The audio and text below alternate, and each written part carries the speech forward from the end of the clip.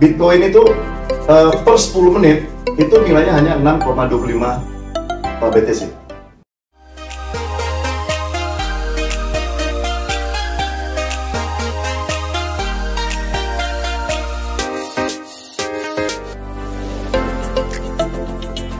Melanjutkan ke Bang Isbel nih, apalagi Bang Isbelnya selaku founder dan juga pengisi di Bell Entertainment. Nah, tadi Mas Eko sudah memaparkan tentang strategi resiko tentunya gitu. Nah, kalau misalnya untuk Bang Isbel ini sendiri, apalagi dengan adanya Bitcoin halving, orang kan rata-rata kok misalnya momen itu udah terjadi pada menyebarkan rumor-rumor gitu ya, oh ini pasti setelah halving orang akan aset Bitcoin akan turun drastis nih. Nah, kalau untuk Bang Isbel sendiri, ada nggak rencana Bang Isbel itu untuk meningkatkan atau menurunkan exposure terhadap Bitcoin ini menjelang ataupun setelah Bitcoin? Kalau misalnya ada, alasan Bang Isbel seperti apa? Oke, thank you semua. Oke, selamat sore semua. Masih pada bangun ya? Iya. Oke, jadi aku akan menambahkan sedikit ya tentang halving.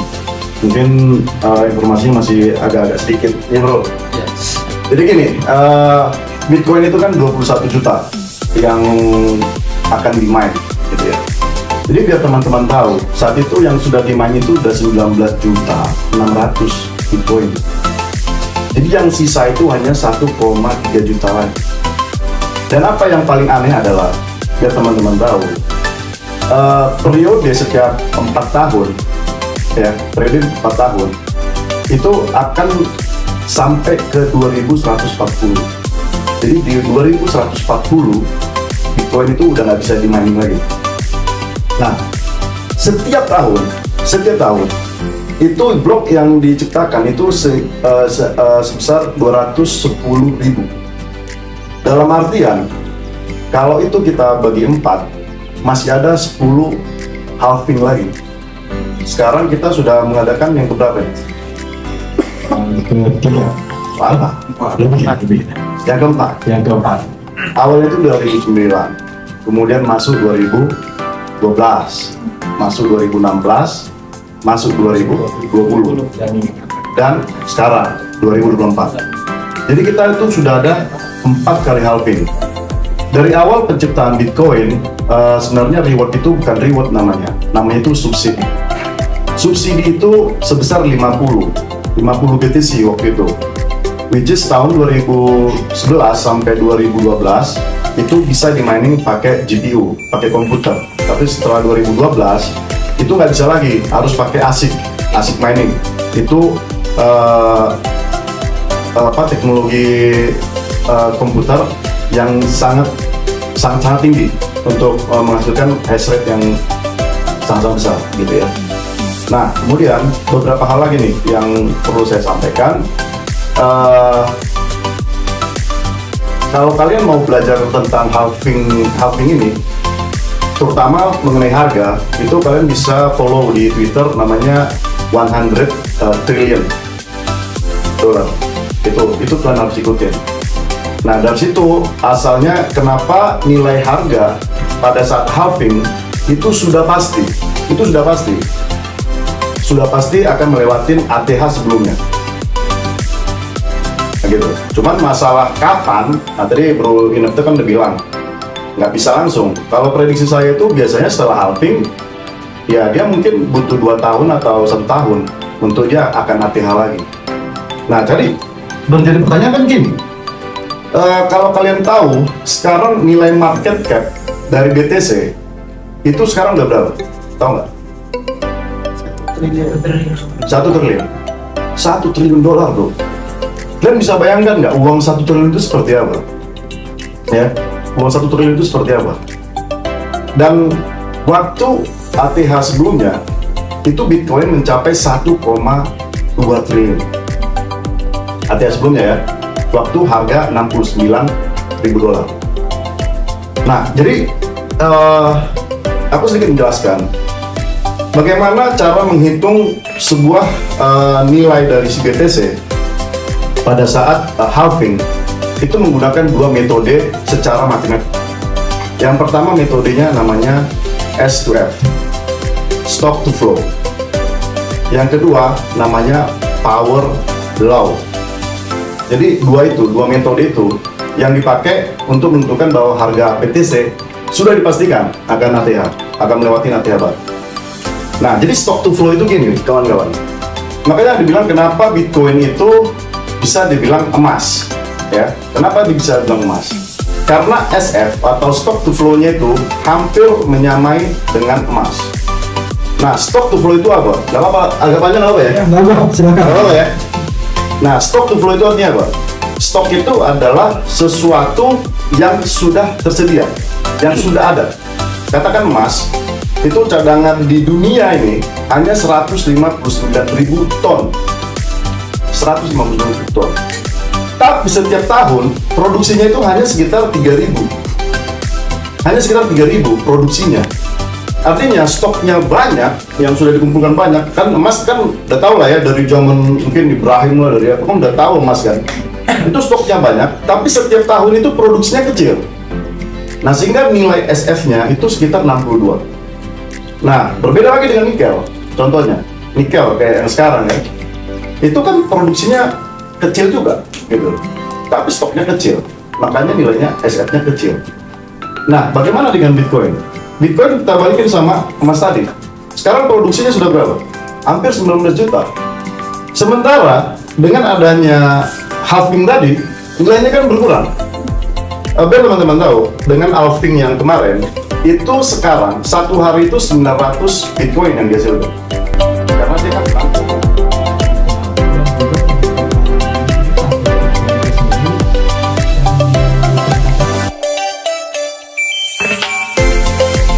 Itu sudah agak turun nih, terutama Bitcoin dari 60%.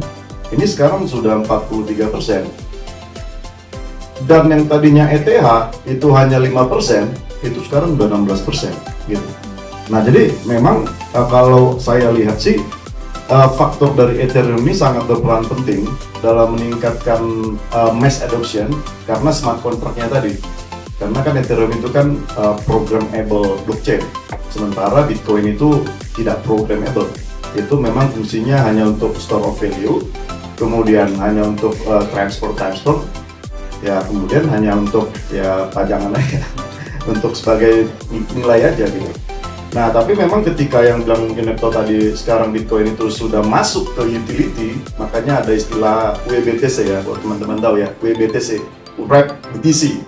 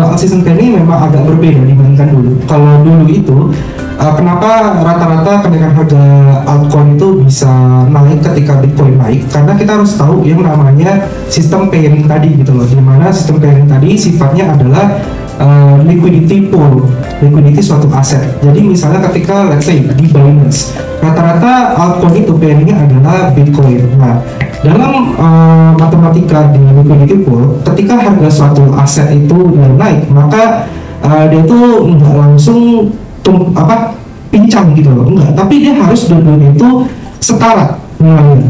Dan so kenapa ada namanya impermanent loss.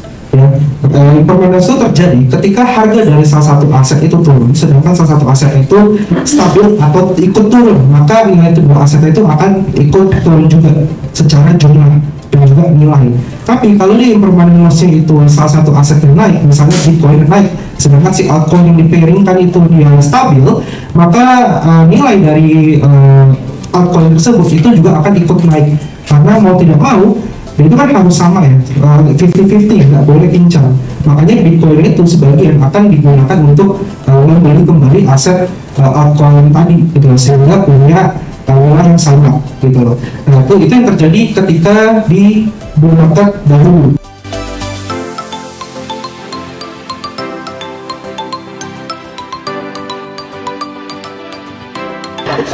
Oke teman-teman, kali ini aku lagi sama Coinep nih, salah satu edukator yang ya udah terkenal di dunia kripto ya. Nah, aku punya pertanyaan nih untuk Coinep nih, sebagai edukator nih Ko ya. Dalam kontes ini apa sih yang Coinep saranin nih untuk para investor kripto, khususnya untuk menjelang halving dan sudah halving gitu, supaya portofolio mereka selamat gitu, jangan sampai tadi kayak kena FOMO dan lain. Ada strategi nggak?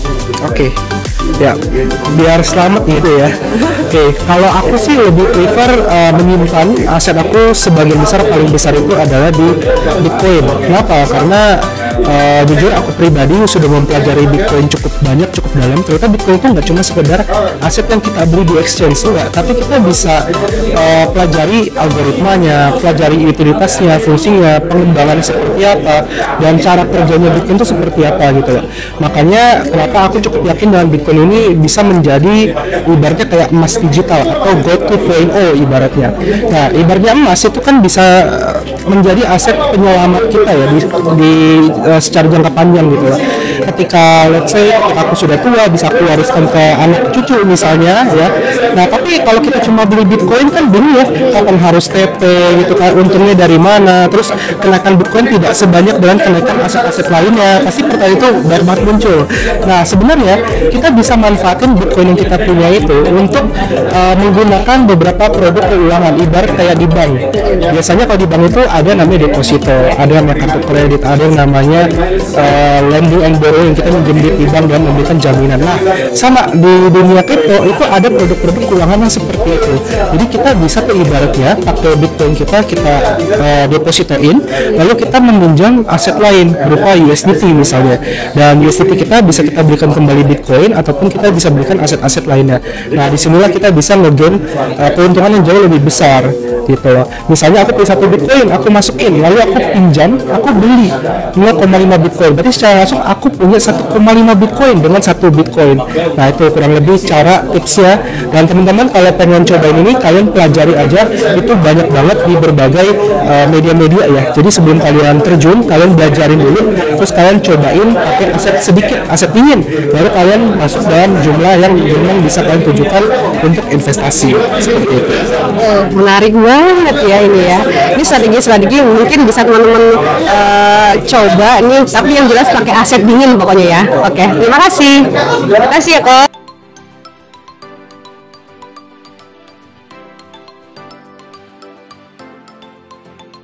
Assalamualaikum.